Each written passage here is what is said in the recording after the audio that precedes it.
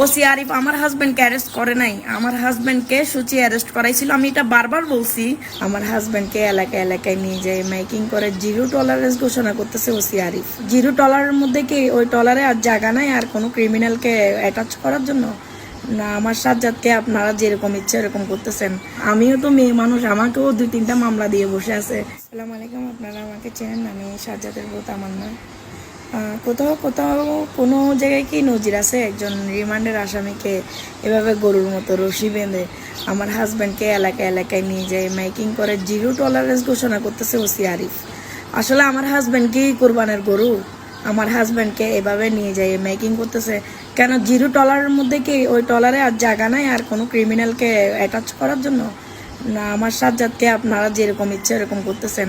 কোথাও কি নজির আছে যে মানে একজন রিমান্ডের আসামিকে এলাকা ভিত্তিক ঘুরাইয়ে ঘুরাইয়ে একেবারে গরুর রশি বেঁধে মানে যেমন ইচ্ছা তেমন করতেছে প্রশাসন?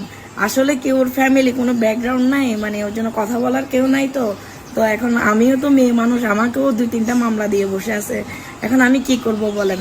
আমি আপনাদের উপর ছেড়ে দিছি। আপনাদের কি মনে হয় এটা কি মানে মানবাধিকার লঙ্ঘন হচ্ছে না আমার হাজবেন্ডকে যে এভাবে গরু রশি দিয়ে বেঁধে এলাকায় এলাকায় নিয়ে গিয়ে আমার হাজবেন্ডকে অপমানি করা হচ্ছে কেন? আমি আপনাদের কাছে প্রশ্ন ছুড়ে দিলাম, আমার হাজবেন্ড যদি অপরাধী হয় আমার হাজবেন্ডের বিচার আদালত করবে।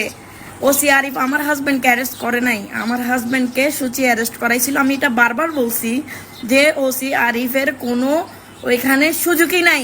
বসুন্ধরা সিটিতে আমরা ঘুরতে গেছি, ওই অবস্থায় আমার হাজবেন্ডকে সুচি দেখছে।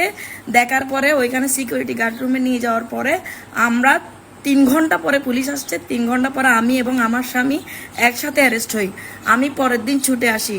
আমার হাজবেন্ড যখন তামান্না তামান্না করে চিল্লাইতেছিল, আমি তখন আমার মোবাইল হারাই গেছে, তাই মোবাইলের জন্য 5 মিনিটের জন্য আমি নিচে নামছিলাম। একসাথে অ্যারেস্ট হয়েছি।